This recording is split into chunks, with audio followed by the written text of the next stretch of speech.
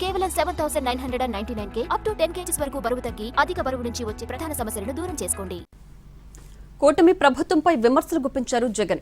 2 ఏళ్ల పనితీరు తీవ్ర ఆర్థిక సంక్షోభాన్ని సూచిస్తుందంటూ కాగ్ రిపోర్ట్ను ఎక్స్లో పోస్ట్ చేశారాయన. రాష్ట్ర జీఎస్డీపీ వృద్ధి రేటుపై సీఎం చంద్రబాబు అబద్దాలు చెప్తున్నారని, ఇందుకు కాగ్ రిపోర్ట్లే నిదర్శనమని అన్నారు.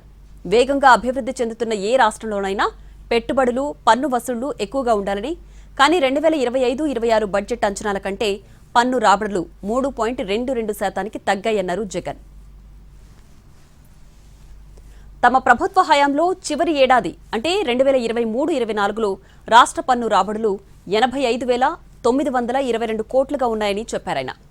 2 ఏళ్ల తర్వాత కనీసం 8% సాధారణ వృద్ధి రేటు ఉన్నా 2025-26 నాటికి పన్ను రాబడులు 1,219 కోట్లకు చేరాలని, కానీ రాబడి కేవలం 86,552 కోట్లు మాత్రమేనని తెలిపారు. కూటమి ప్రభుత్వ హయాంలో ఆదాయం నష్ట అక్షరాల 13,667 కోట్లుగా ఉందన్నారు జగన్. చంద్రబాబు చెప్పే సంపద సృష్టి ఇదేనా అని సెటైర్లేశారాయన.